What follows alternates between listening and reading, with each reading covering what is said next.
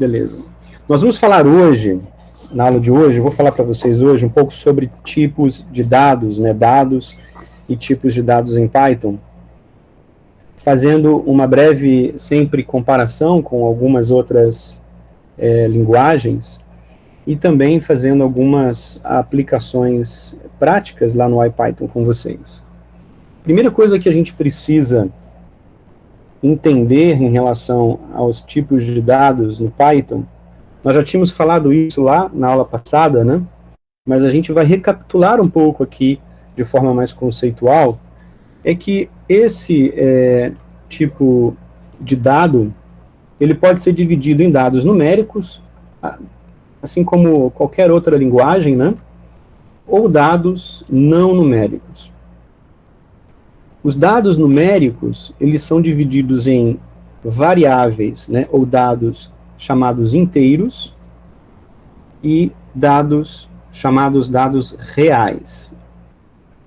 Números inteiros, né, são números sem casa decimal, como aqui no exemplo 10, 5, menos 4, enquanto números reais, né, vão possuir casa decimal, podendo possuir, dependendo de como foi declarado o número e também de como está configurado, né, o sistema para a impressão de saída padrão, que geralmente tem uma precisão numérica relacionada, e você pode depois mudar, eu vou explicar mais lá na frente para vocês, como aqui 3.14, 1075.18, 0.0, ou seja, essa casa decimal ela vai variar conforme a operação e a declaração do usuário. Os dados não numéricos, eles são divididos em dados lógicos, que são chamados booleanos, né? Ou seja, divide-se em verdadeiro ou falso, tá? E dados não numéricos que, na linguagem, né, da computação, é chamado de caractere ou string, né?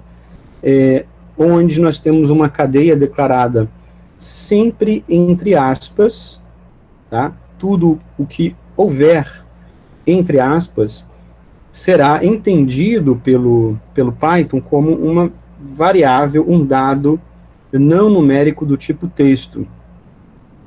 E, portanto, números, entre aspas, são reconhecidos como string. Tá? Se você também declara certos números que possuem, por exemplo, caracteres do tipo hífen, né, como aqui, e é o caso do CPF, né, do RG e de alguns outros dados que possuem caracteres não texto e não numérico inclusos na sua declaração, eles também serão entendidos assim como um dado texto. Portanto, nós temos 4 principais tipos de dados no Python: inteiro, float, bool de booleano e string, que seriam dados do tipo texto. Tá?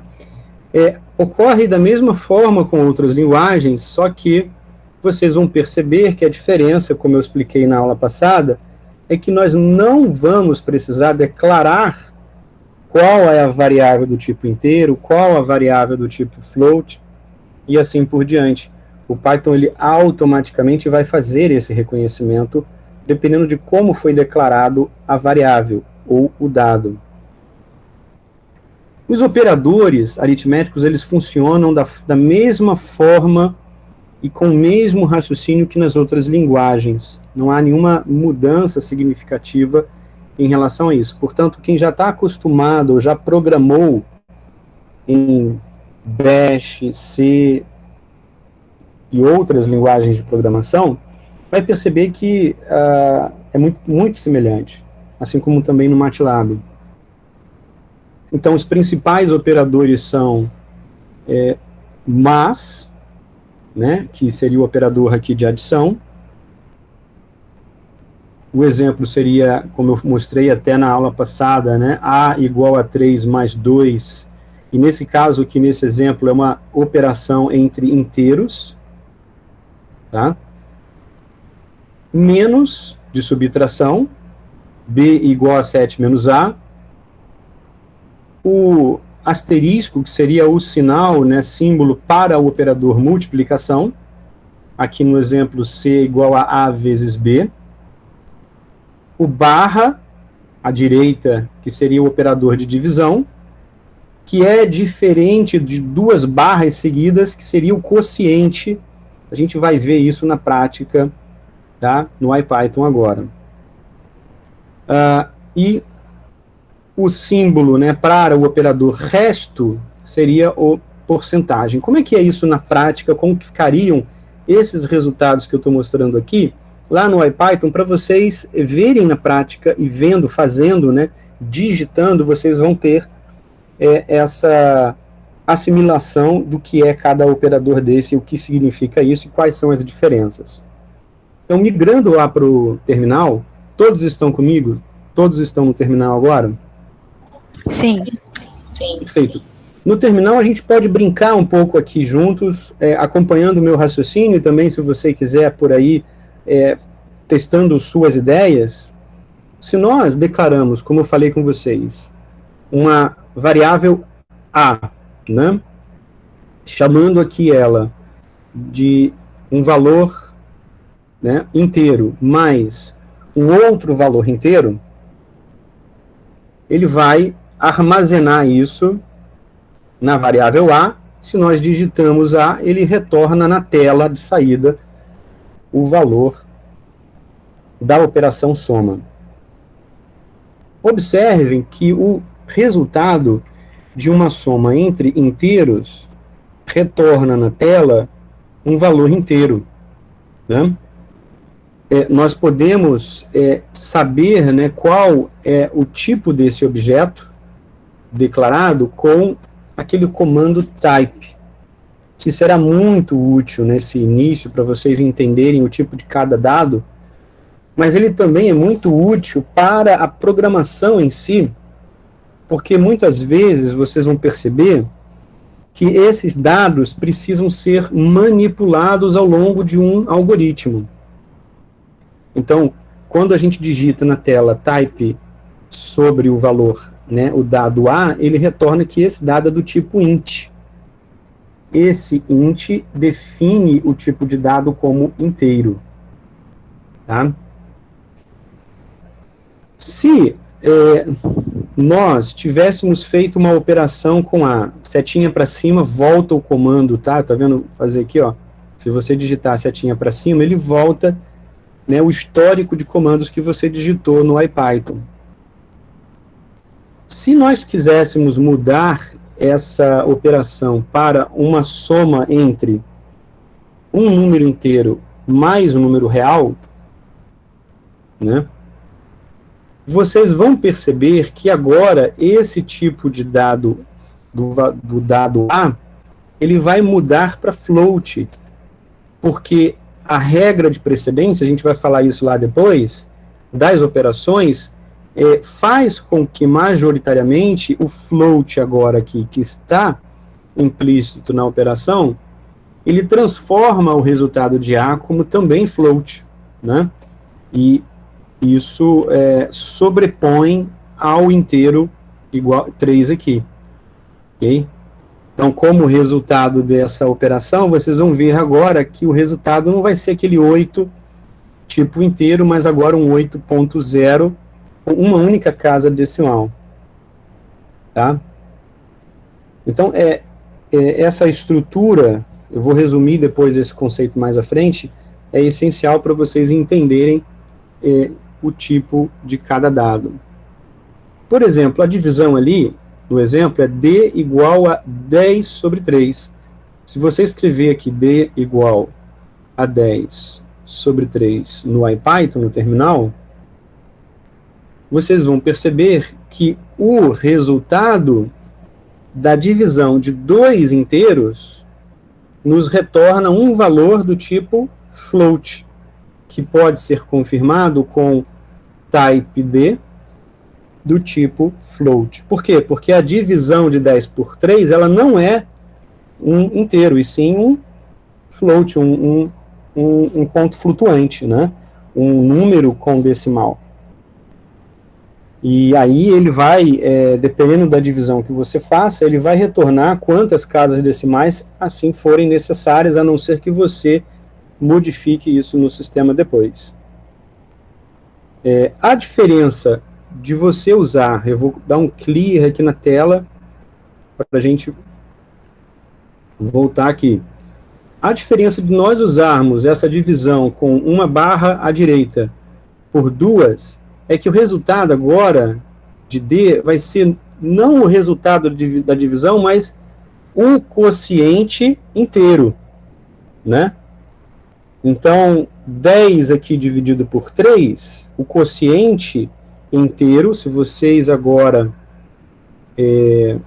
definirem o type sobre o dado D, vocês vão ver que o tipo desse dado não é mais float, mas sim um dado do tipo inteiro.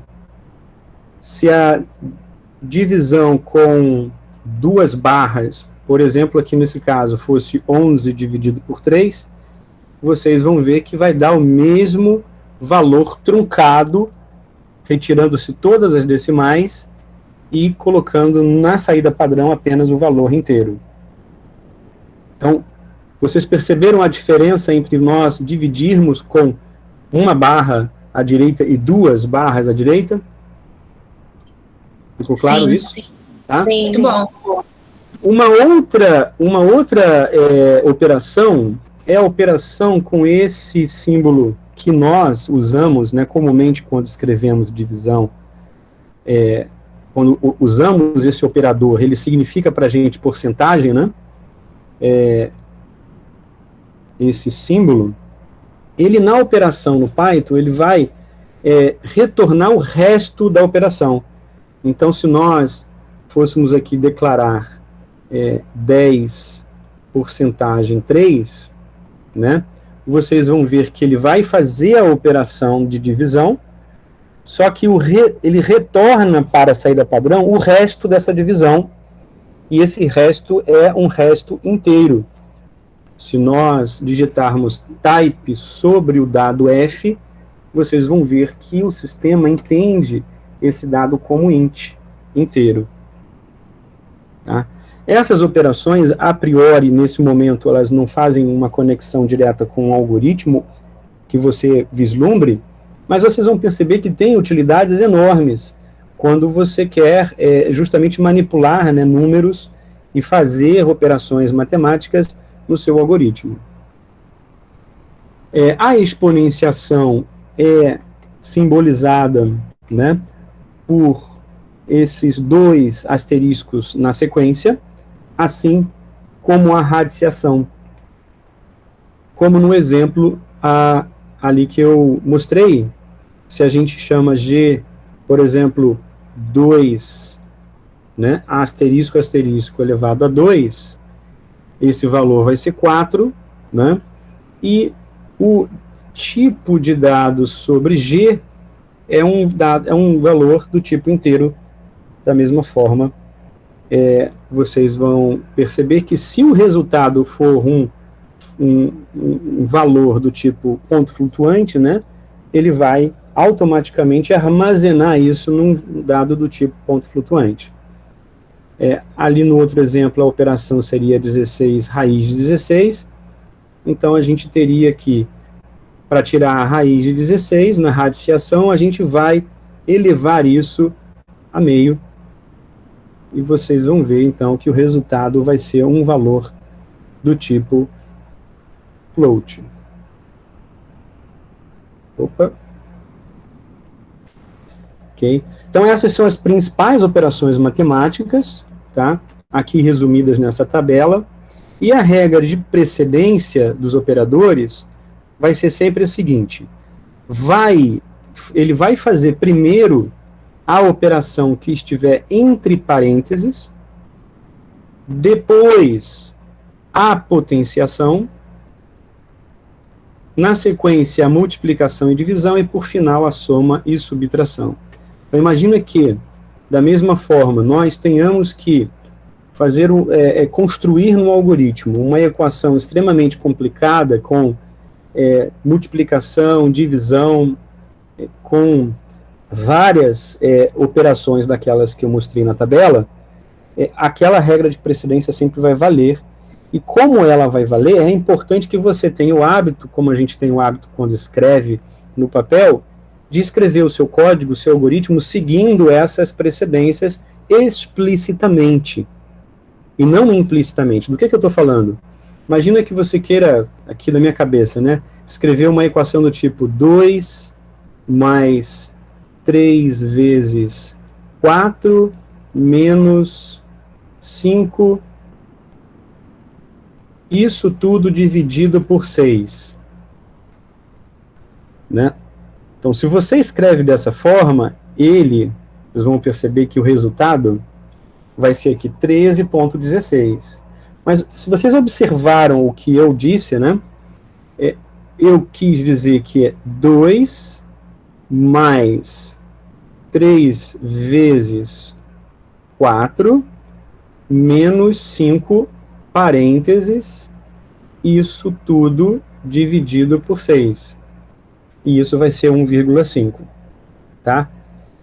Então, observem, por não ter colocado esse parênteses na conta que eu queria fazer, que era a forma abaixo, na linha 28, na minha tela, e não na forma na linha 27, se você escreve sem as regras de precedência explícitas, tá, ele vai fazer uma operação completamente diferente, porque aqui no caso, lembra, a regra de precedência vem primeiro parênteses. Como você não colocou parênteses aqui acima, então o que ele vai fazer primeiro?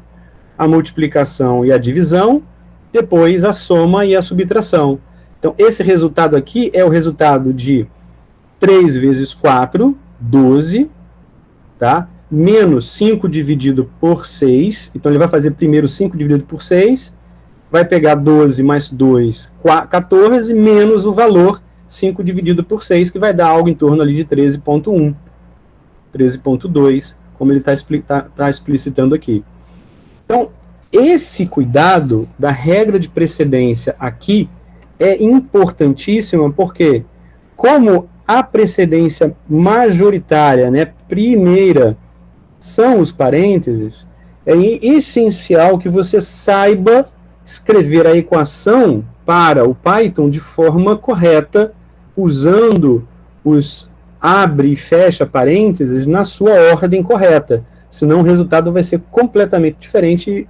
Às vezes, se um algoritmo desses tem uma operação no meio, até você perceber o erro, né, porque o resultado seu ele não converge ou não bate para um resultado esperado, você vai quebrar a cabeça e vai passar muita raiva.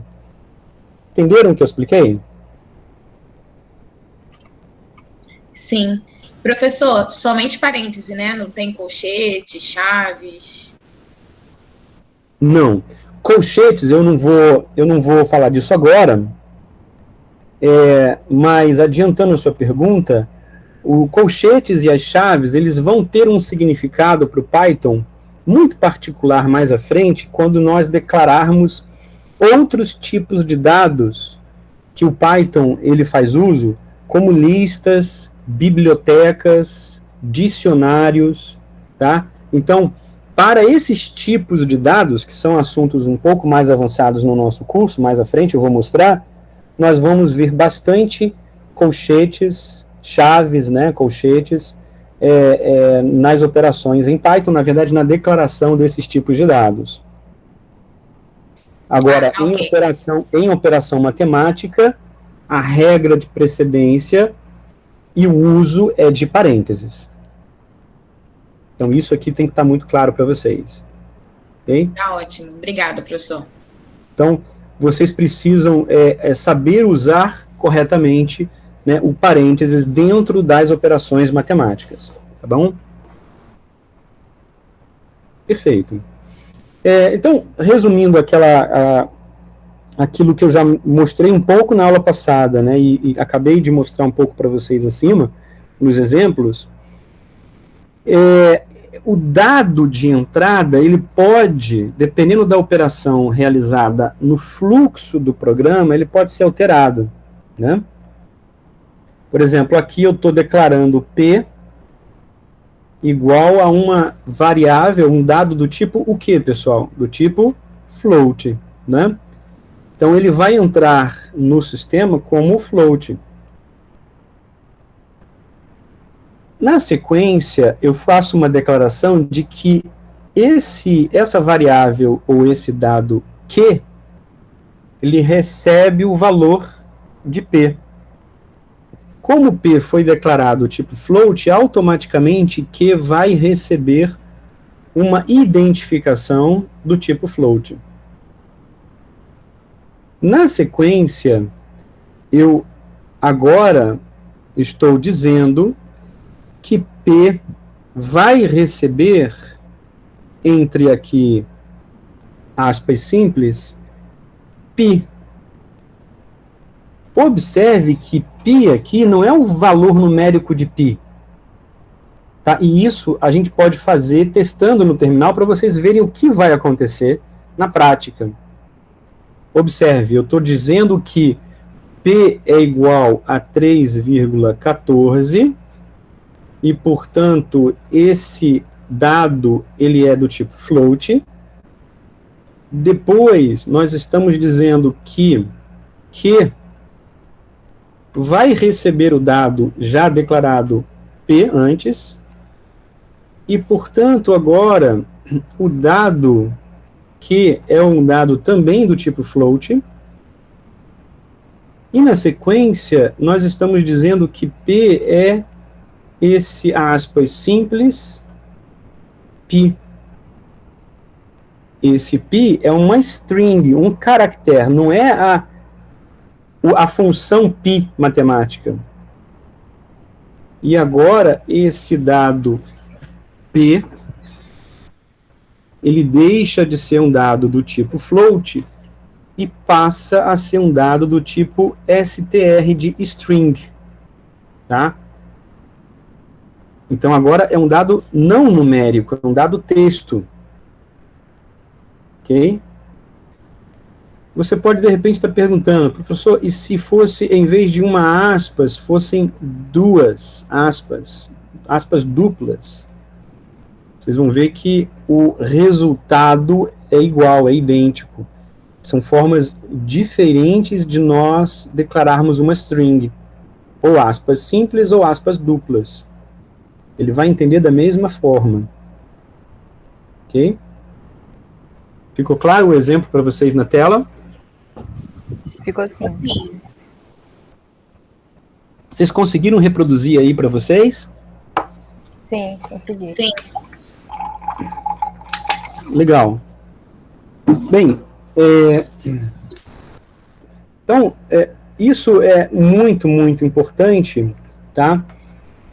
E para quem já programou, né, ou tem alguma experiência com as outras linguagens, destacando agora aqui no texto o que eu já tinha falado, o Python, ele nunca vai precisar, tá, que você declare o tipo de dado como o C. Você precisa aqui do tipo double, né, double no C é o float, ou no Fortran, em que você declara se é um inteiro, se é um real, e assim por diante. Então, as outras linguagens em geral, você sempre vai precisar declarar qual tipo de dado você está fazendo uso, enquanto no Python ele automaticamente vai reconhecer a relação entre objeto e identificador.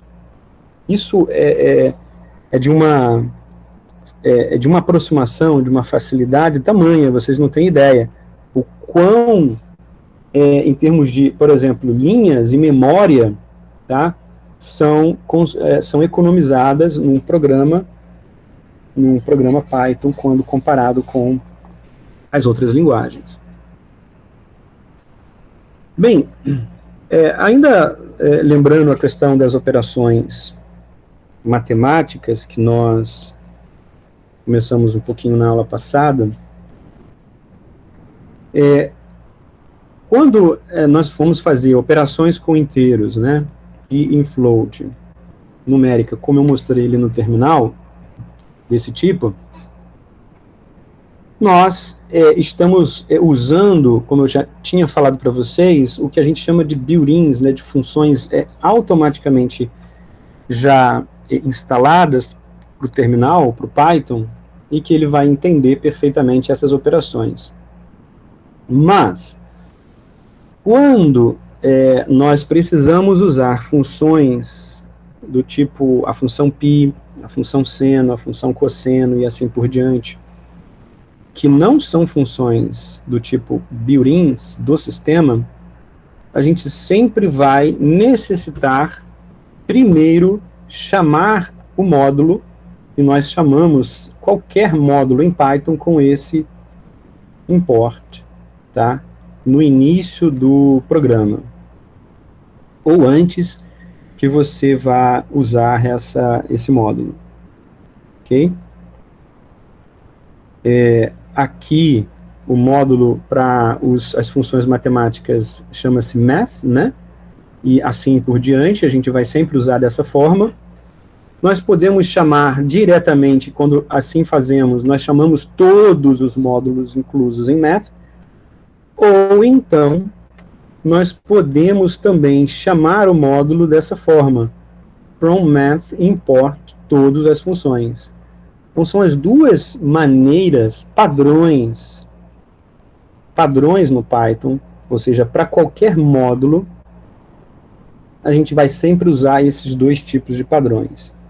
O C, ele tem uma forma de você chamar módulos, que é com o jogo da velha, né? Include, espaço, o nome da biblioteca, né? Ou do módulo, .h, que é a extensão padrão de módulos para o C.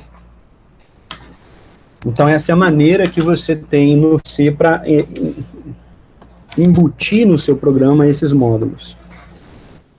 Eu vou falar bastante sobre os módulos mais à frente, mas agora, no momento que vocês precisam saber, é como que nós chamamos, a forma como nós chamamos cada um deles. Só para adiantar um pouco essa questão de módulos, os módulos, eles podem ser módulos prontos, ou seja, o math é um módulo pronto. O usuário ele não vai poder criar nenhuma função dentro do módulo math, ou de um módulo padrão do Python. Mas o usuário ele pode criar um módulo seu, escrito por ele. E aí a forma como você cria esses módulos vai ser um tópico mais lá na frente do curso. Por hora, a gente precisa saber isso aqui que é o básico. Os objetos, então, escalares, né, como a gente viu, um resumão aqui, são esses inteiros, né, reais, né, booleanos, ou tipos que não tem, né, é um especial, né, não tem nenhum valor.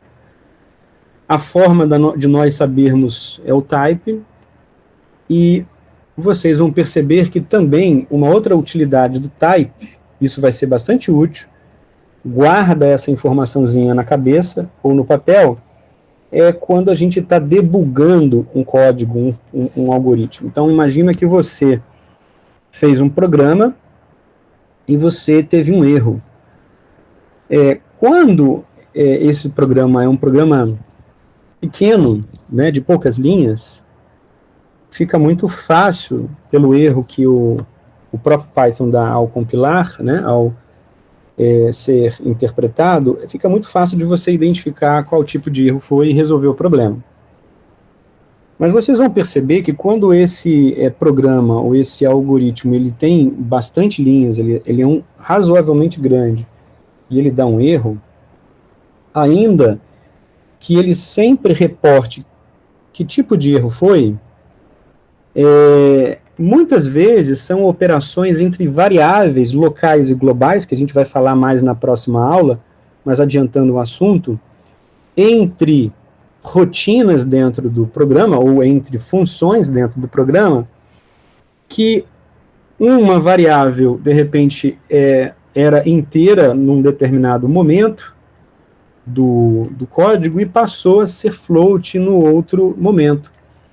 E aí esses conflitos de operação entre tipos de dados é muito comum, ainda mais quando a gente está começando a programar, a gente comete esses pequenos erros, e uma forma de você identificar é com o type.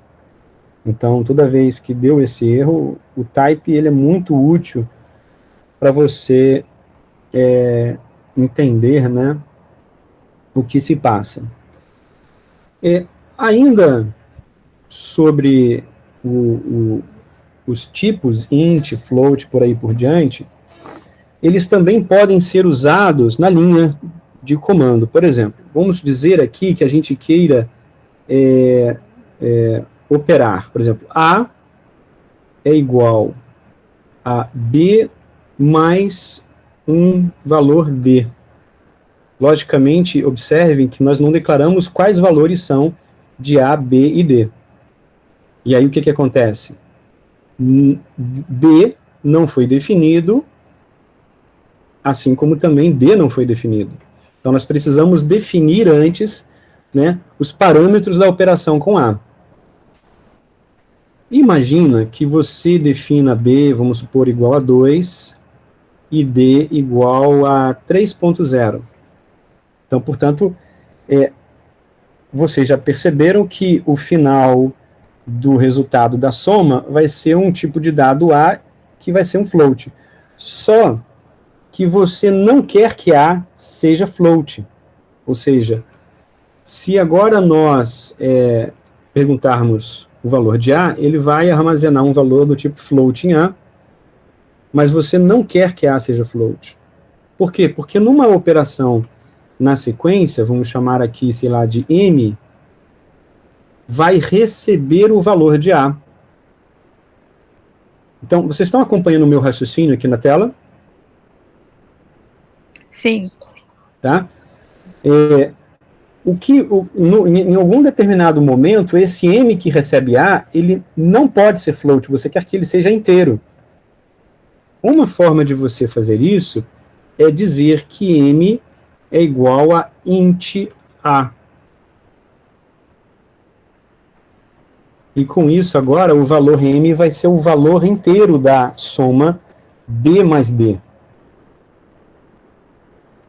Então, as funções int, float e str, elas podem ser executadas sobre dados, sobre variáveis. Tá? Isso é crucial vocês entenderem. Né?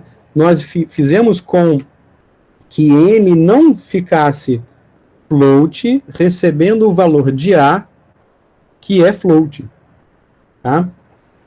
Se nós digitarmos aqui type A, vocês vão observar que A continua sendo float. O que é int inteiro é M e não A. Por quê? Porque nós modificamos o valor de A com essa declaração int, mas ela foi passada a M. Ok? Então, o dado M é inteiro, mas o dado A é um float. Ficou claro para vocês a explicação? Ficou sim. Tá? Eu acho que entender esses conceitos fica muito mais visual e fácil, pelo menos esse é o meu entendimento, fazendo. Na prática, eu queria que vocês fizessem isso. Tá? E testassem isso aí no terminal de vocês. Por isso que o IPython, como eu expliquei na aula passada, ele é uma ferramenta muito útil para você ensinar e para você testar esses conceitos, né?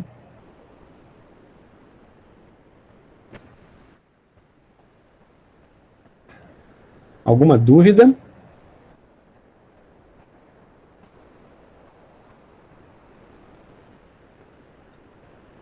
Aqui não, deu para entender. Perfeito. Então, a gente pode seguir. Então, isso aqui é um resumo do que eu passei para vocês anteriormente, com aqui uma diferença pequena, que nessas operações desse slide, nós vamos ter aqui uma operação envolvendo um número complexo, tá? Então, se nós escrevermos assim, C igual a 2 mais I, como antes, né? 3I, né? 3I, dessa forma. Esse I, ele...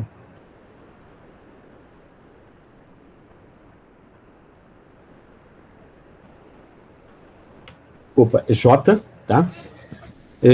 Ele vai entender esse J como um complexo. Então, para o Python, seria esse J é um complexo. Se nós dermos o valor type sobre C, ele vai dizer, olha, esse tipo de dado é um complexo, tá? Não é I, ok? É J, certo? Para definir um complexo. E observe que não precisa daquele sinalzinho de multiplicação, é 3J, ele vai entender automaticamente que era uma declaração de a parte complexa, né, do dado C. Então, você tem o valor real, o valor complexo, o valor todo de C é uma variável, um dado complexo, e você, então, tem isso escrito na tela.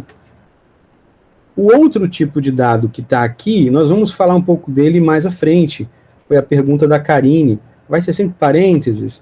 Observe que aqui a gente está usando o colchetes, e ele vai representar a declaração de um tipo de dado chamado list, tá? Se vocês declararem esse valor aí, por exemplo, 1356, como está ali, vocês vão ver que o tipo desse dado é um dado do tipo list, e a gente vai falar numa única aula só bastante sobre list, porque é um tipo de dado muito, muito útil para diversas tarefas, né, aplicações que a gente vai fazer uso em química computacional. A priori, esse tipo de dado list que eu estou declarando aqui, vejam, é uma lista de números. Mas só para adiantar, essa lista ela não precisa ser necessariamente só de números, pode ser uma lista de valores de texto, de strings, ou uma lista mista, em que eu tenha números e strings, tá? Eu gosto sempre de dar uma de spoiler, mas imagine então que você cria aqui uma lista L e declare nessa lista uma string A, um número 2, 3, B, e assim por diante. Observe que não deu erro, ele aceitou, ele armazenou os dados em L. Se você dá type L, ele vai dizer que esse tipo de dado é um dado do tipo list, e essa lista contém, como vocês observam ali, componentes, né, que são string e componentes que são inteiros, tá? E assim por diante, você poderia ter uma lista misturando float, booleano e por aí vai, tá? Então, as listas, vou falar bastante mais para frente, são muito, muito poderosas em Python. Esse aqui é um resumão, né, de tipos de dados e estruturas de dados que eu pratiquei com vocês ali no terminal, só para vocês perceberem, depois vocês podem praticar com calma.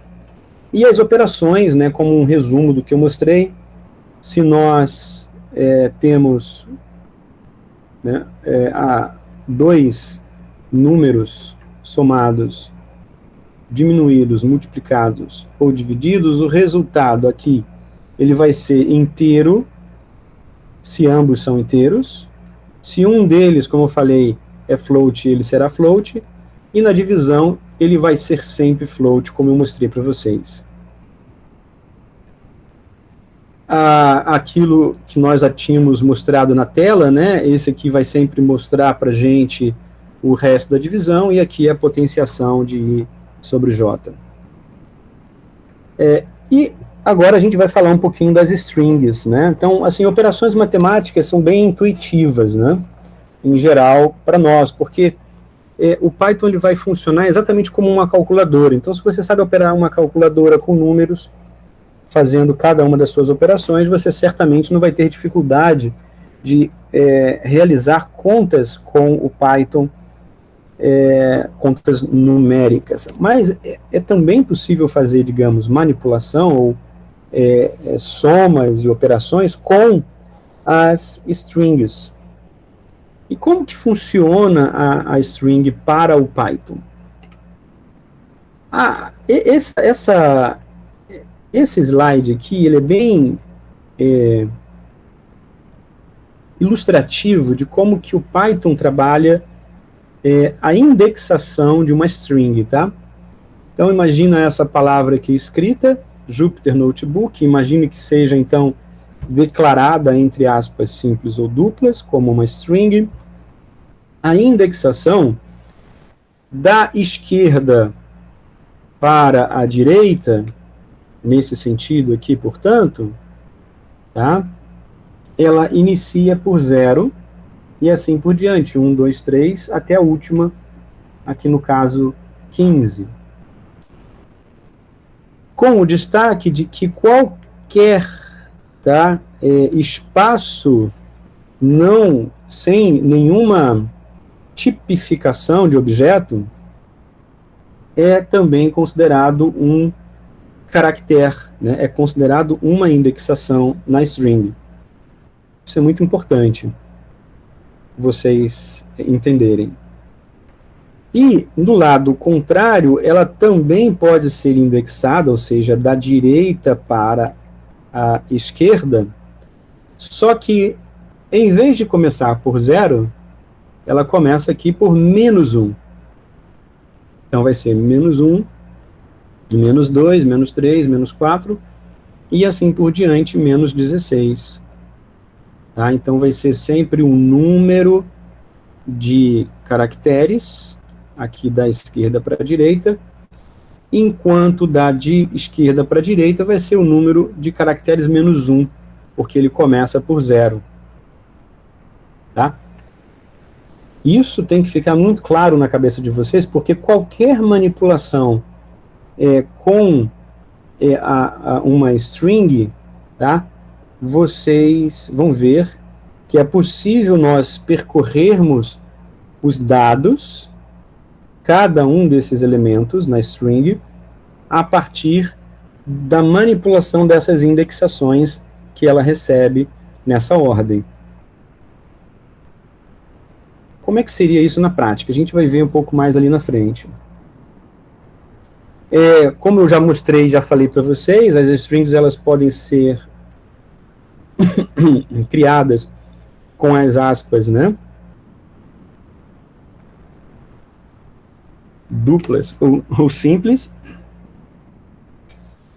Vou beber uma água aqui, peraí. Duplas ou simples, tá?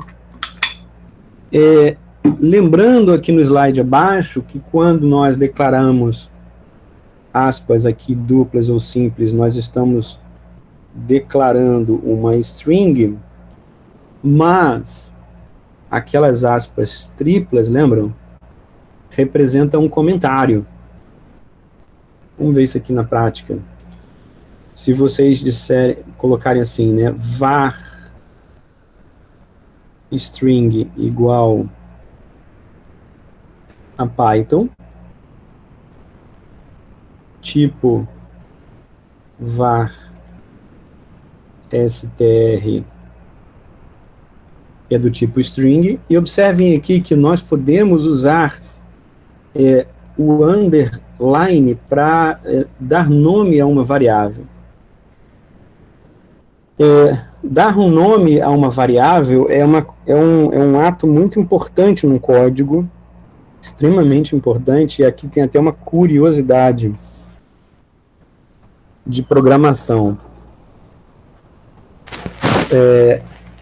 Lá atrás, no doutorado, quando programava, né, estávamos eu e um amigo discutindo um código lá, e é um código de várias linhas, e aí chegou um certo momento que ele tinha uma variável chamada SBT. Estão vendo aí no terminal, vocês? Sim. Ele tinha uma variável lá, SBT, enfim, ele declarava isso qualquer coisa, né? E aí eu fiquei tentando entender o que era aquele SBT, né? Eu debuguei de cá e dali, de cabo a rabo, mandei imprimir e tal.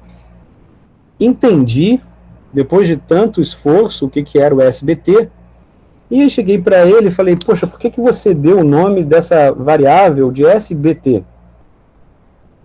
Aí ele foi e falou para mim assim, foi em homenagem à cidade da minha família, Santa Bárbara do Toguro, SBT. Cara, eu caí na gargalhada, né, eu caí na gargalhada e ao mesmo tempo fiquei muito pé da vida. Eu falei, pô, como é que você dá o nome de uma variável, a sigla da sua cidade, cara? Pô, é um programa que a gente está fazendo aqui e que todo mundo precisa entender, e não tem como eu imaginar o que significa SBT. Então, nomes de variáveis em um código é muito importante que tenham um significado, né? Se você, por exemplo, vai num input, por exemplo, de código, você quer fazer, por exemplo, leituras de coordenadas, né, de coordenadas x, y, z atômicas num arquivo. Então você vai ter lá algo do tipo, o tipo de átomo e as coordenadas. Então é interessante que tipo de átomo seja declarado dessa forma. Declarar aqui o hidrogênio. Ops, eu usei aspas, olha que legal. Eu cometi um erro aqui, olha que legal, só um minuto.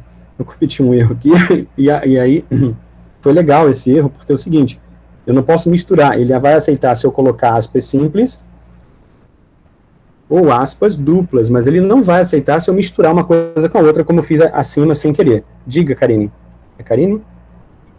Era só para compartilhar com o senhor aqui os comentários do chat, que não tem a ver, que estamos falando do SBT. Todo mundo pensou, na verdade, que o cara era fã do Silvio Santos e não a sigla da cidade. A galera tá comentando aqui, né? Desculpa, eu tava fora do chat.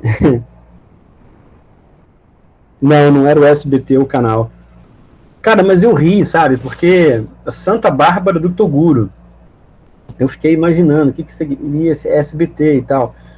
Então, se você vai declarar o tipo de átomos, é interessante que você usa, né? Você pode usar atom type, como eu estou colocando aqui, ou se você quiser escrever no português, né? Logicamente que acaba na nossa língua, às vezes, limitando, porque vai ter sempre sem acento. Você não pode usar o acento, que ele não vai aceitar. Né? Então, aí a sua variável declarada tipo de átomo, o atom type, está diretamente relacionada com o dado que está sendo recebido e fica de fácil compreensão para qualquer outro usuário, qualquer outra pessoa que vai pegar o seu código. Entenderam? Tá? Isso é muito, muito importante. Mas voltando ali à questão, se nós descrevermos aquela variável lá, var Python, agora dessa forma,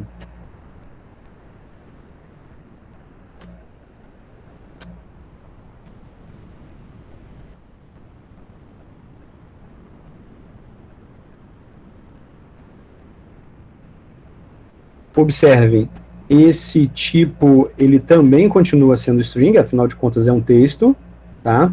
Mas agora, dessa forma, com essas três, né, aspas, isso é comentário, tá? É um comentário que está sendo feito, ok? pro Python. Voltando aqui,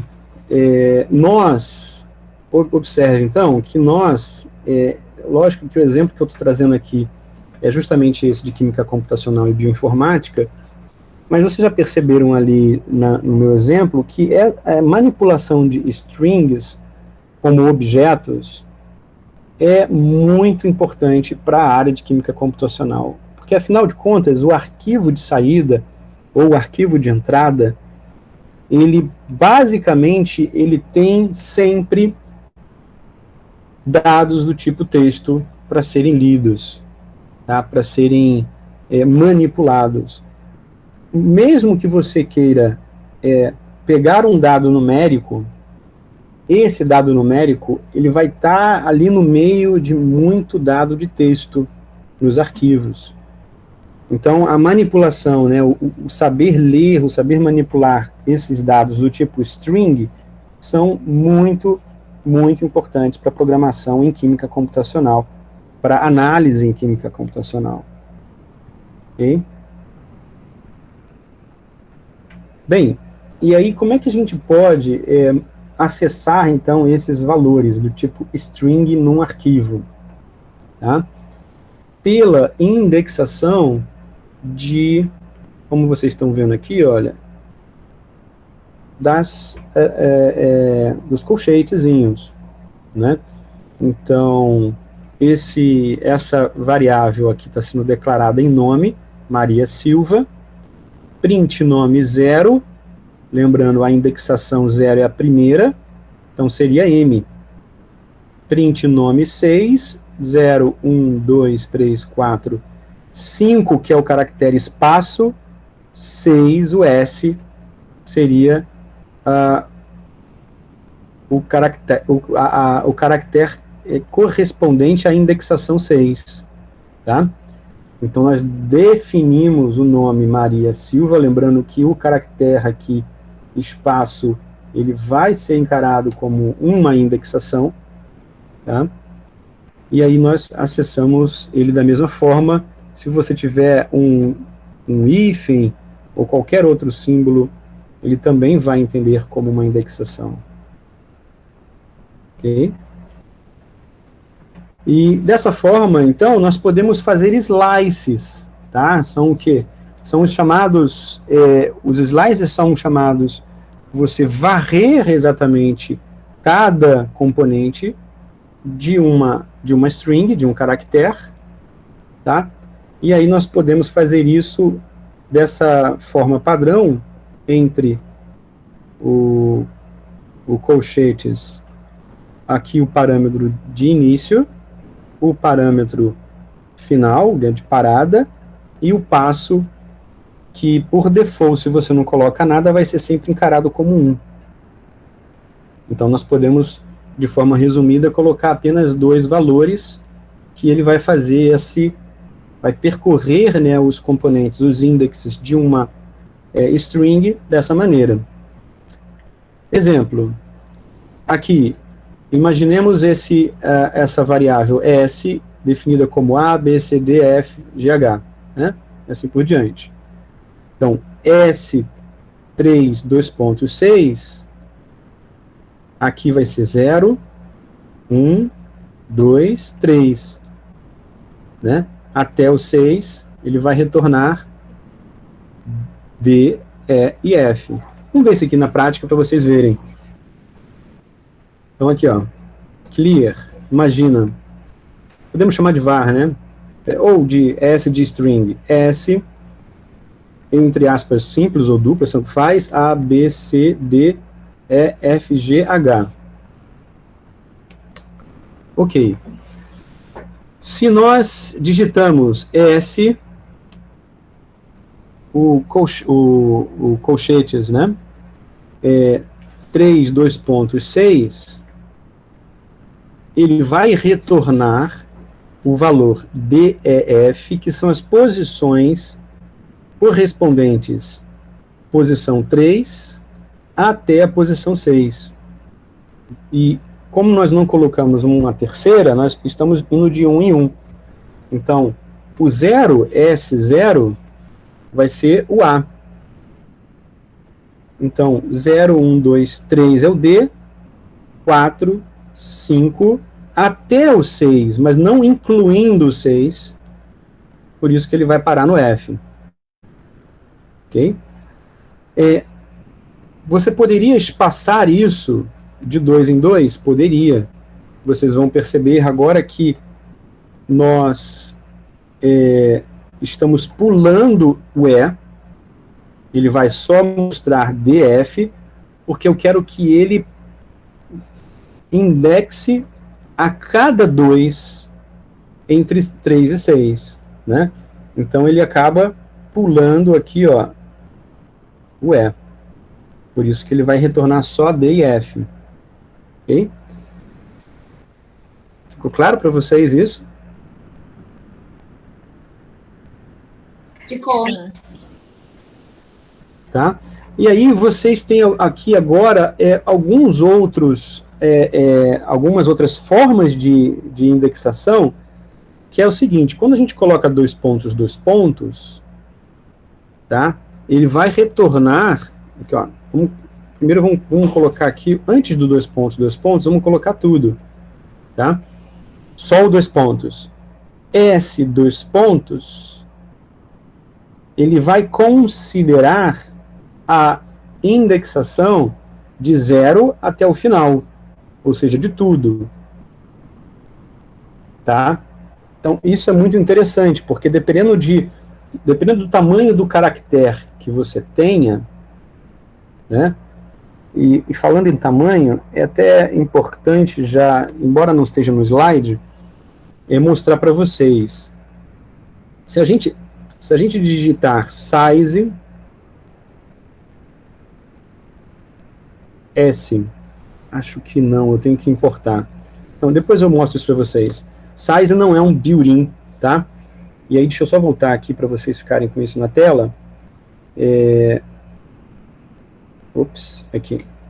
Depois eu mostro para vocês, porque a gente teria que importar uma função para recuperar o tamanho, por exemplo, de uma string, ou o tamanho de componentes de uma lista, e por aí vai. Depois a gente usa isso, não agora, senão mistura as coisas. Mas agora, se em vez de 2 pontos apenas, nós digitarmos 2 pontos, observem que essencialmente vai ser o mesmo resultado padrão. Por quê? Porque lembra que o default é um valor de início, 2 pontos, um valor final, 2 pontos, e um passo. Mas para o Python, esse passo, ele é sempre 1 como padrão. Então, se você coloca 2 pontos, ele está incluindo implicitamente esse step de 1. Por isso que ele retorna aquele valor ali. Tá? Se, por exemplo, você colocasse 2 pontos, 2, agora você vai perceber que nós, naquela formatação padrão de início, final e step, passo, nós estamos dizendo para ele explicitamente qual é o passo. O passo é 2. Então ele vai pular, ele vai voltar o valor 0, pula 2, C, pula 2 E, pula 2 G. Quando ele vai pular mais 2, parou em H. Então ele vai até onde terminou. E aí ele imprime e devolve para você A, C, E e G. Ficou claro essa explicação? Ok? Sim, professor. Tá? Eu tenho sempre percorrido, né, do início para o final, sempre da esquerda para a direita, mas esses slices, eles podem também percorrer valores da direita para a esquerda, ok? Nesse caso, se nós digitarmos ali S, 2 pontos, menos 1, ele vai inverter a ordem de impressão, porque nós estamos imprimindo primeiro o último valor. Aqui, ó. Opa. Se fosse isso aqui, né? Ops. nós estamos digitando, cadê, meu Deus? O último valor, menos 1, depois menos 2, menos 3, menos 4 e assim por diante. Nós estamos imprimindo em ordem inversa, tá? Por isso que ele está imprimindo na tela H, G, F, E, D, C, B, A. Porque o passo ele é igual a menos 1. Da mesma forma, ele aceitaria menos 2 e imprimiria na ordem inversa a indexação contrária, pulando a 2 caracteres, 2 indexes na string. Ok?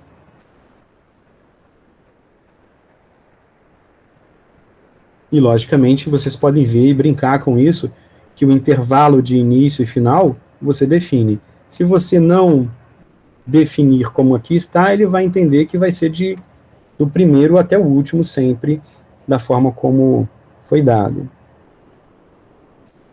Aí você pode ter uma dúvida, né? Perguntar, mas será então que ele vai entender isso aqui? O que vocês acham? Se fosse um exercício, por exemplo, para vocês fazerem, esse tipo de notação que eu estou escrevendo na tela, ele vai imprimir o caractere. Qual caractere? S de menos 1. Sem digitar aí. Só pensando no algoritmo na sua cabeça. O H, né? Perfeito. O último. Somente o último. Muito bom. Tá? Para fazer o slice, eu tenho que ter esse padrão, 2 pontos, e os valores de início e final. Ok? Do contrário, qualquer valor que você dá entre esses colchetes, ele vai entender como a indexação que você está dizendo, seja da esquerda para a direita ou o contrário. Perfeito? E aí, vocês podem brincar, né? Aqui eu estou definindo meu nome como uma string. Lembra aqui, ó, eu vou ter aqui um caractere vazio, um outro caractere vazio, eles são também contados. Nós acessamos, tá? Rapidamente cada uma dos caracteres através dos slices, da posição que nós definimos entre o colchetes. Ficou claro? Sim. Perfeito? E aí você pode brincar, né? E por aí vai. Agora, as strings, elas também aceitam operadores. O que significa isso? Os operadores, aqui, primeiro, in, tá? Len, mas e multiplicação. O len, vamos aqui, antes de ir no in, vamos só aqui recuperar uma lembrança do len, porque ele é um bin ring para dizer qual é o comprimento da string.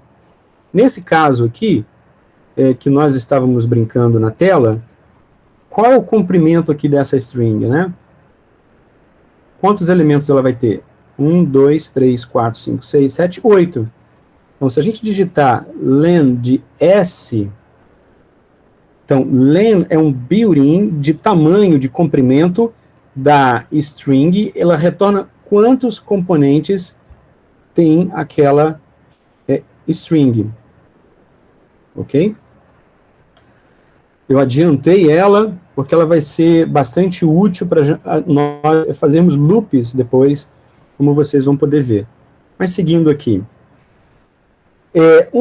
Por exemplo, substring em string, então esse in é um operador, tá? É um operador, tal como aqueles operadores numéricos, só que ele é um operador só para caractere, só para string. Então, isso vai retornar, por exemplo, verdadeiro ou falso, ou seja, ele vai checar se a substring ela está presente, né, contida em string. Exemplo, nome igual a Maria Silva. Então, M, in, nome, Se M está em nome, ele retorna verdadeiro. True. Ok? Você pode brincar aqui, olha. Né, vamos criar aqui um nome igual o seu nome. Você pode brincar com o seu nome aí. Nome igual Luciano. E aí a gente pode perguntar né, como no padrão, logicamente tem que ser aqui uma string, in nome verdadeiro. Se você escreve tipo de dado que recebeu, não é tipo de dado, porque não foi definido. Mas no caso, nome, né? Nome é uma string. Agora, o resultado, em nome, eu poderia armazenar, aqui, ó, em uma variável, em um dado. Em nome, armazenar em A. E aí sim, agora, o tipo de dado de A vai ser um dado booleano. Ok? Por quê? Porque a operação de em nome é uma operação de verdadeiro ou falso, portanto, uma operação booleana. Se nós armazenarmos esse resultado de operação numa variável, num dado, esse dado será do tipo booleano. Ficou claro? Ok? Isso abre vários precedentes, várias opções, né, para nós manipularmos. A gente pode brincar, voltar ali e dizer agora que B vai ser não ali no meu nome, né? Z em nome. Logicamente, agora esse resultado B, ele vai ser um resultado booleano e B vai ser falso. Qual que é a aplicação desse tipo, por exemplo, de manipulação, né? Nós podemos, no algoritmo, criar dados do tipo string em que nós queremos chavear uma operação. Nós queremos, se for verdadeiro, faça X. Se não for verdadeiro, ou seja, se for falso, faça Y. Então, esse tipo de algoritmo que eu disse para vocês aqui, pode ser chaveado a partir de uma operação dessa forma, manipulando variáveis, dados, e armazenando isso em dados do tipo booleano, verdadeiro ou falso. Ups.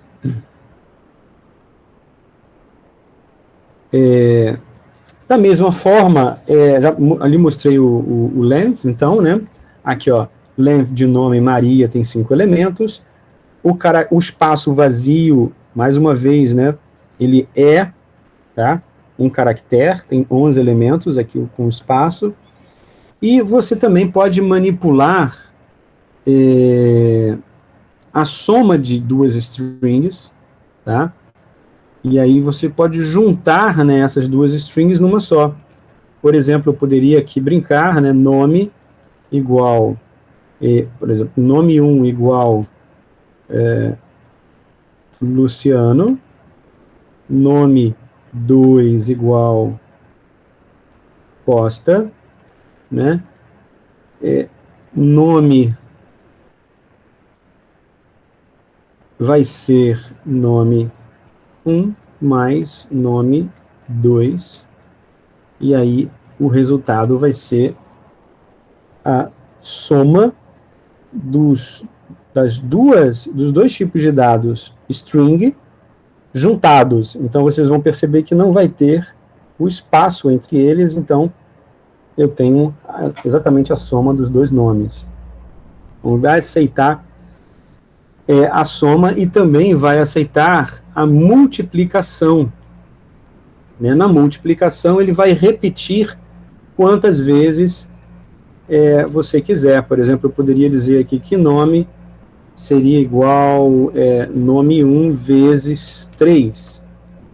E agora nome, ele vai multiplicar, né, o nome Luciano 3 vezes juntar em uma única string.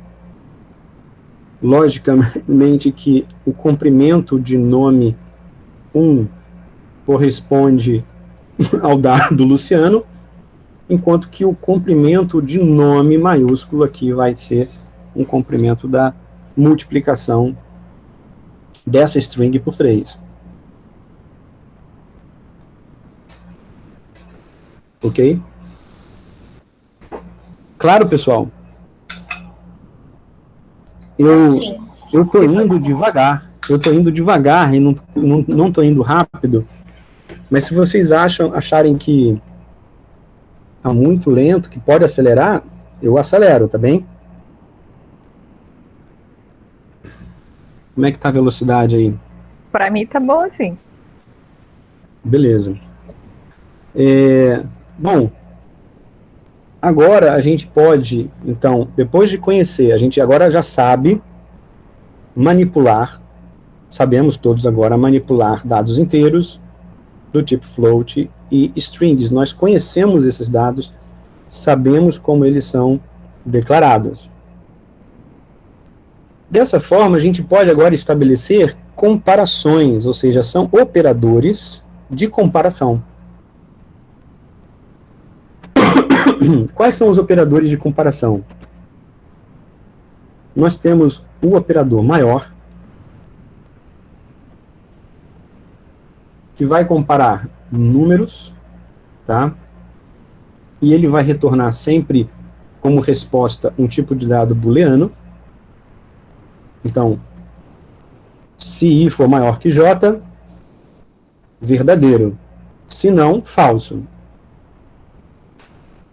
Exemplo.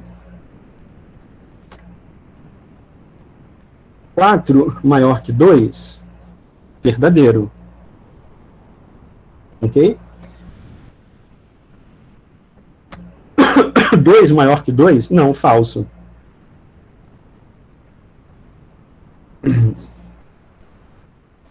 Ó, ficar no ar, tem que ter água toda hora, eu falando bem puxado.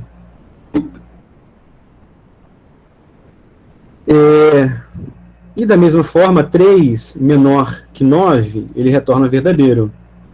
9 menor que 3, ele retorna falso. Então, essas operações, ele vai aceitar também maior ou igual, dessa forma. Naquele caso ali, 2 maior igual a 2, verdadeiro. Né? E ele vai sempre armazenar o resultado como um tipo de dado booleano. O que significa isso e para que isso é útil? Imagine que num determinado momento você queira, então, armazenar esse resultado numa variável. Então, imagina que você tenha A, recebe um valor qualquer, B, em algum momento no algoritmo, recebe um outro valor diferente, e uma variável var, né, ela vai receber o resultado de B maior do que A. Observe que var é tipo booleano. E isso nos remete ao seguinte, no seguinte algoritmo que a gente vai fazer isso bastante lá na frente. Se var for verdadeiro, passa tal coisa. Se não, execute outra operação. Então a gente pode trabalhar com condicionais a partir do momento que tais operações nos retornam variáveis ou dados booleanos, verdadeiro ou falso, ao longo da operação. Ok? O igual, ele tem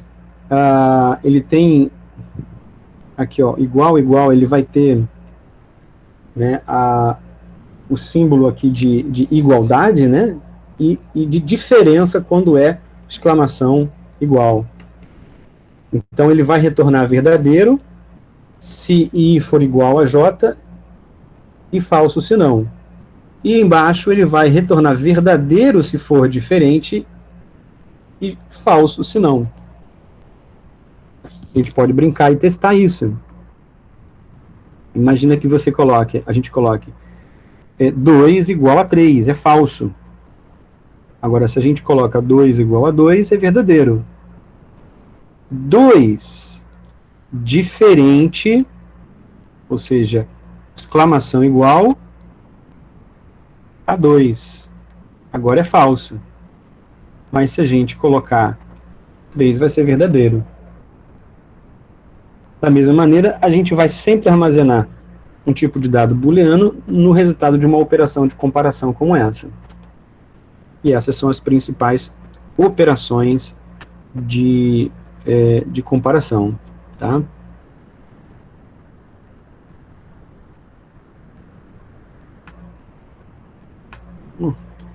Ele não está aceitando, ok. Ele está sempre fazendo uma reta, por que ele... Ah, tá, ok. Essas são as principais operações de comparação. As operações lógicas com booleanos agora, por exemplo, A e B são variáveis, são nomes de variáveis, né? Com valores booleanos, ou seja, a partir do momento que a gente sabe manipular agora essas comparações, esses operadores de comparação, nós armazenamos, como eu mostrei, em dados, em variáveis. E essas variáveis vão ser do tipo verdadeiro ou falso, cada uma dessas operações. Tá? Quando not A, tá, vai ser verdadeiro se A é falso. E falso se A for verdadeiro. Tá? A e B, dessa forma escrita, A and B, será verdadeiro se ambos forem verdadeiros. E o ou será verdadeiro se um deles ou ambos são verdadeiros. Então, aqui nós temos A é um tipo de dado verdadeiro, B é um tipo de dado verdadeiro. A operação A and B vai ser verdadeiro. A ou B também será verdadeiro, que ambos são verdadeiros. Se A for verdadeiro e B for falso, a operação A e B será falsa. Ok? Enquanto que a operação A ou B será verdadeira. Porque o conjunto, como eu tenho um verdadeiro, ou é uma coisa, ou outra, significa então que ele vai ser verdadeiro. Se A for falso e B for verdadeiro, a operação A é falso, B é verdadeiro. A operação A e B será falsa. Ok? Enquanto que A ou B será verdadeira. Quando as duas forem falsas, A e B será falso, A ou B será falso, que é o contrário, observem, da primeira, em que A e B eram valores verdadeiros.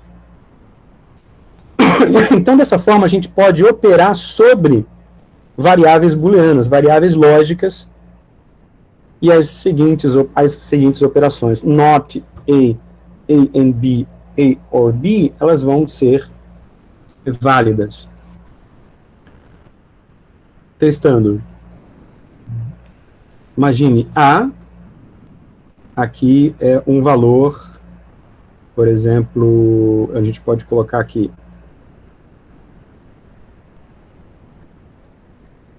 um menor do que 2.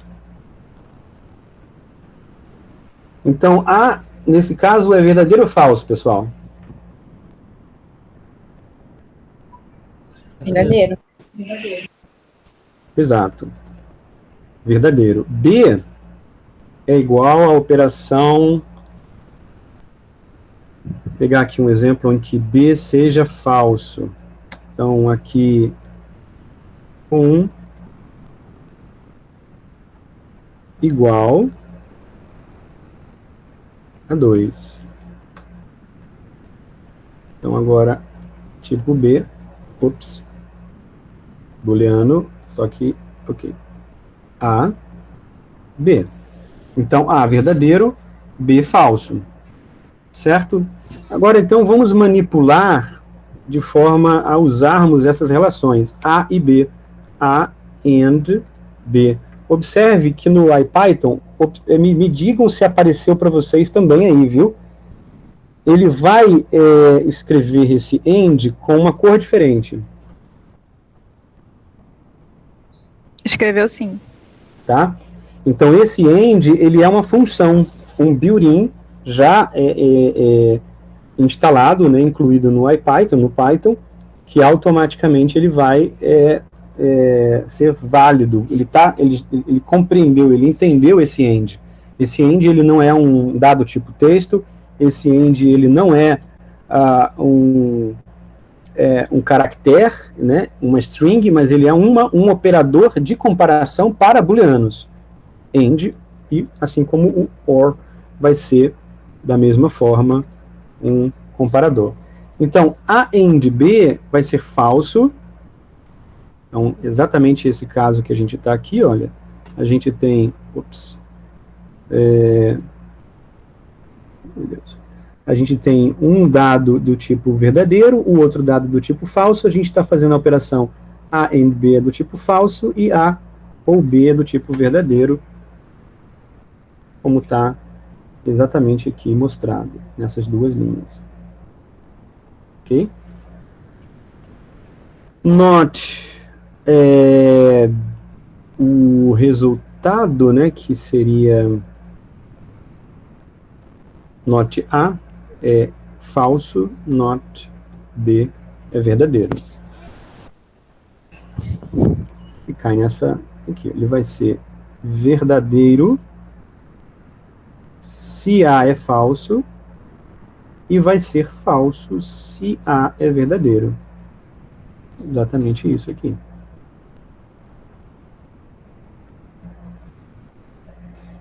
Ficou claro para vocês a explicação?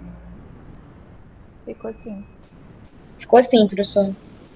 Então, olha só como a gente está avançando e várias coisas já vocês já sabem fazer. A gente já sabe que como que são as variáveis do tipo inteiro, string, booleano, sabemos manipular variáveis numéricas, sabemos manipular variáveis do tipo string, sabemos operar com elas, sabemos agora operar também variáveis do tipo booleana, lógica, ou seja, com isso a gente pode fazer uma série de atividades já com o Python. E já estruturar um raciocínio para escrever um código, escrever um algoritmo. Quando a gente vai escrever um algoritmo, o IPython vai ser bastante útil para isso, e aí vem a grande dica do porquê, né, mais um dos motivos do porquê usar o IPython, ou porquê usar o notebook Jupyter lá, é que a maneira como você escreve um código no IPython, ou nesses ambientes de programação, ele automaticamente ele já identa para você. E identação é um negócio super chato em Python. Por quê? Pelo seguinte, digamos, aquela coisa de vantagens e desvantagens de cada linguagem, ok, a gente falou bastante coisa boa do Python, né? Mas vamos falar também aqui algumas coisas que não são tão boas. E quem já programa aqui em Python, por favor, fique à vontade até de dar seus relatos. Quando a gente programa em C, Fortran e outras linguagens, são linguagens que elas não têm regras de indentação. Por quê? Elas têm orientações de boa prática, e como essas linguagens elas possuem uma estrutura e uma sintaxe que você tem obrigação de usar um abre-chaves e um fecha-chaves, ou um abre-if, fecha-if, abre um do ou fecha, ou seja, a cada função executada você tem que fechar para que o compilador entenda onde está cada bloco do seu código, o que significa, aqui, onde que ele pertence, né? Então, elas têm uma sintaxe bastante rigorosa. Se você esquecer um ponto e vírgula, ele vai reclamar do ponto e vírgula, e assim por diante, por aí vai. O Python, por não ter essa estrutura e essa sintaxe, ele exige uma regra de indentação que, se não obedecida, ele vai dar um erro. Ele vai acusar um erro. E isso é uma coisa, assim, super, super chata no Python, porque se você não souber identar corretamente, o teu código não vai rodar. Alguém quer falar?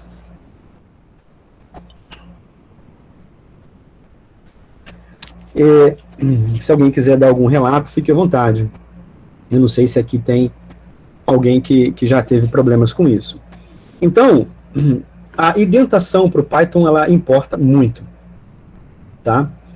É a forma como nós vamos denotar esses blocos de código. Ok? Então, esse trecho aqui, olha, a gente já está nele aprendendo umas coisas novas. Qual?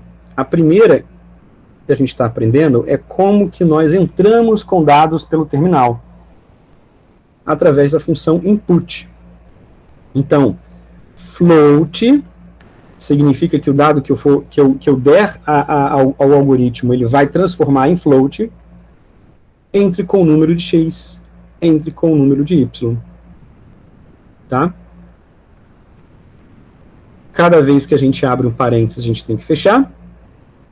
E aí a gente está aqui, eu não vou explicar isso hoje, vai ficar para a próxima aula, mas a gente está com um if condicional, x igual, é uma comparação y, ele vai imprimir na tela, x e y são iguais.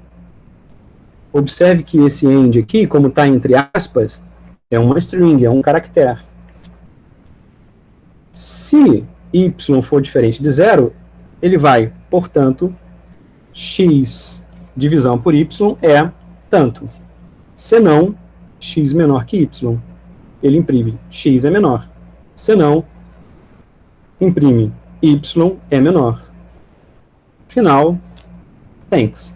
Então, cada vez, observem que a gente tem um tipo de informação de bloco, aqui um bloco de condicional dada, nós precisamos identar exatamente na linha que inicia a declaração de variável no bloco. Se a gente não respeitar essa indentação, ele acusa um erro. Então, a indentação, a gente vai fazer muito uso dela na próxima aula, é essencial em Python, porque é ela que vai estruturar cada bloco dentro do seu código, dentro do seu programa. Então, trabalhando aqui, por exemplo, com as strings, lembra aquela string que a gente definiu ali antes, né? A, B até H. Uma outra forma seria aqui o loop for. Deixa eu percorrer aqui, ok. A gente vai estar quase fechando. Uma outra forma aqui de loop é o loop for, a gente vai falar mais em detalhes na próxima aula. Observe que dentro desse bloco for, a gente tem um bloco if. Então aqui está ocorrendo uma outra indentação. Então eu estou mostrando esses slides para destacar para vocês especificamente o que seria a indentação. Tá? Esse if não pode começar junto com for, porque são funções e blocos de instruções diferentes. Então aqui eu tenho um loop sobre os indexes da string, e aqui eu tenho um condicional, uma instrução condicional dentro do loop.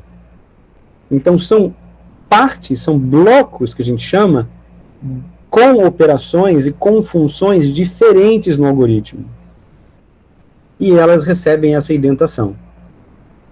Essa indentação, só para vocês agora observarem agora na prática ali no código, e a gente termina aqui mais ou menos.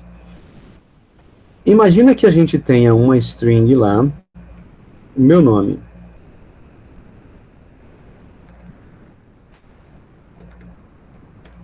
Ok? Se nós abrirmos for, por exemplo, i in range len de string, Observe o seguinte, eu vou explicar para vocês, tá, a estrutura depois com muita calma, fiquem tranquilos, para não parecer uma mágica para vocês. Essa é a estrutura do for. Eu estou dizendo for i, uma variável, que vai variar dentro em range do comprimento da string. Então, ou seja, o comprimento dessa string toda aqui. 2 pontos no final. Quando a gente dá o 2 pontos e enter, o cursor, vocês podem escrever aí, se vocês puderem fazer isso, o cursor no IPython, ele vai exatamente para a posição i. Essa posição é 1, 2, 3, 4 caracteres do início. Então, toda indentação,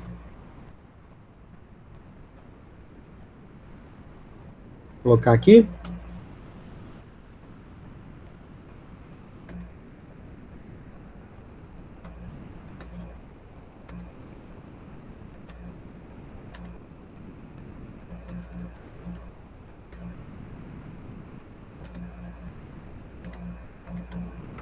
quatro posições, tá? Então, o jogo da velha é um comentário que eu estou colocando aqui no código. Eu quero que ele imprima o valor de i, print i. Observe que ele passa de novo para a mesma posição dentro da instrução for, e ele só vai executar quando eu sair. Nesse caso específico do loop que eu fiz, eu quis percorrer os elementos, ou seja, o comprimento len. Então, 0, 1, 2, blá, blá, blá, até o último, que é 23. E ele imprime na tela cada index dessa string. Ficou claro para vocês o que eu expliquei? Professor, você saiu com 2 pontos, alguma coisa assim? Não, depois do print é só dar enter e dar um enter de novo que ele vai imprimir na tela. Ah, tá.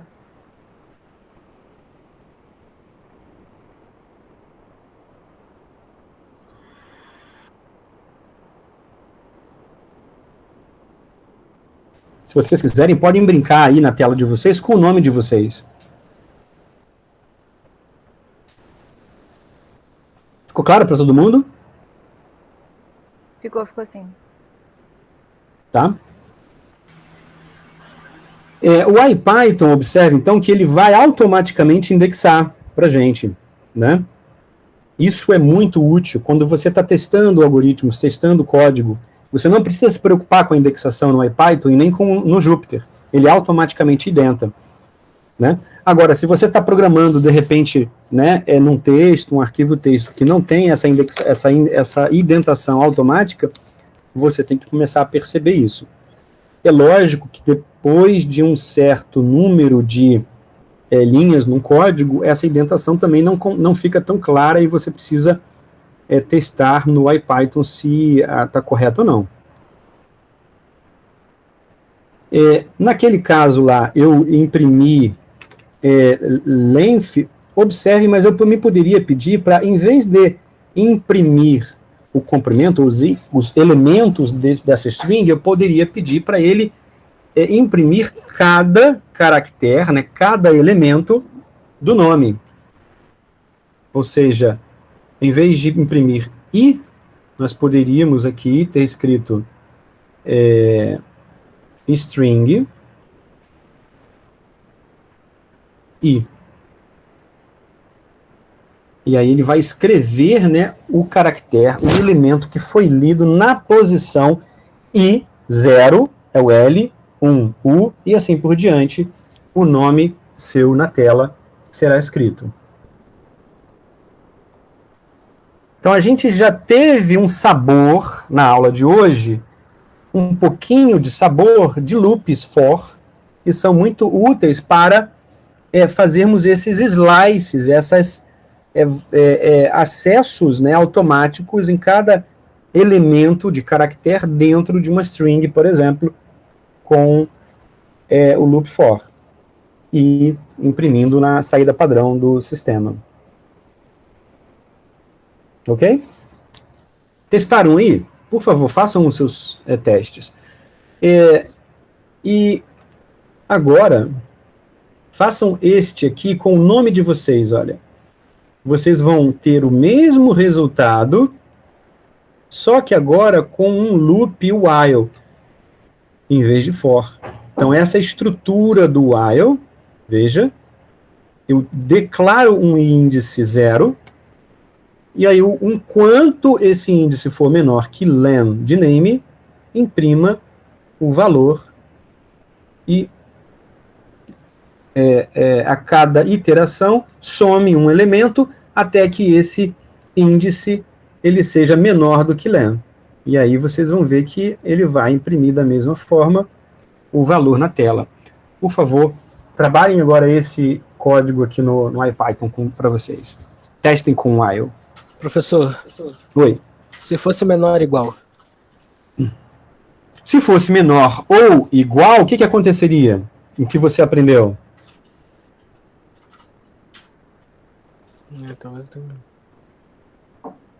Ele iria terminar no Costa também, do mesmo jeito, não? Por quê? Porque ele vai ser ou um ou outro, assim. Exatamente. Mas então poderia para ser uma coisa mais certa, no caso. No caso de você... Vamos lá, vamos testar isso que você falou de uma forma bem sucinta. Quer ver? Num nome diferente. Name igual a... Hello. Então, len... Aí você pode, olha só, eu vou mais ou menos passar para vocês agora com a excelente pergunta do Douglas, como que... Porque, assim, vamos lá, isso é uma coisa que a gente não tem como, assim, digamos, explicar num curso, né? Tem um curso para isso, logicamente, que seria o curso de algoritmos e estrutura de dados em computação. Quem teve a chance de fazer, beleza, mas muitos de vocês certamente não tiveram a chance de fazer. Eu acho que na física, lá o Marcelo deve ter feito. Não sei se todos vocês chegaram a puxar essa matéria. O algoritmo, a lógica de um algoritmo, né, funciona da mesma forma para qualquer linguagem. Né? Ou seja, independente da linguagem, é a maneira como você tem que pensar de forma lógica. Então, eu declarei ali name, eu quero saber o comprimento de name. Né? É lógico que aqui eu sei contar, ok? Automaticamente o valor, porque eu declarei essa variável, estou lendo.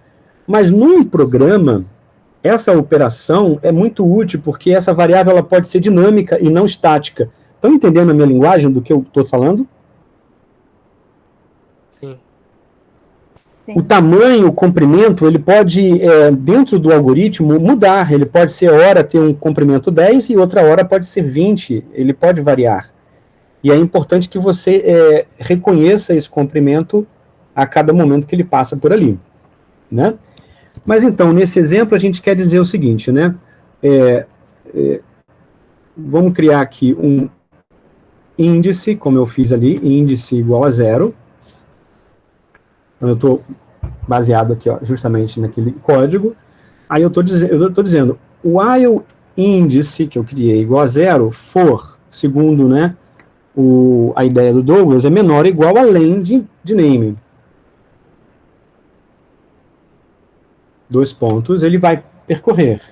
Eu quero imprimir, não o index, mas eu quero imprimir o nome do index. Então, print name de índice, né, como está ali. Agora, eu preciso, por que tem esse índice igual a mais igual a 1? Esse mais igual, ele tem o mesmo padrão que o C tem, e que o bash também tem. Ele significa índice igual a índice mais 1. Eu poderia escrever aqui índice igual a índice mais 1. Ou seja, índice recebe nessa linha 0. quando ele passar aqui embaixo, o índice agora vai ser 0 mais 1, vai ser igual a 1. Em vez de escrever índice igual a índice mais 1, nós podemos escrever de forma resumida mais igual a 1. Tem o mesmo efeito. E vou imprimir. Observe que agora ele voltou, como o Douglas falou, o nome, mas ele deu um erro. E que erro foi esse? A string está fora da faixa. Por que está fora da faixa? Porque como ela começa com 0, 0, 1, 2, 3, 4, né? 0, 1, 2, 3, 4, né? Então, o elemento de posição 4 é o índice 5. Só que como o índice é menor ou igual ao comprimento, que é igual a 5, né? O name 5 não existe, está fora da faixa, entenderam? Ele vai existir o name 4, que é o último caractere. Mas o name 5, nesse caso, ele não existe.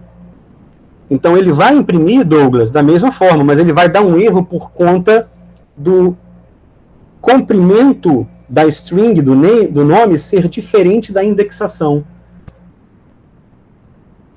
Quando você escreve menor ou igual. Ficou claro?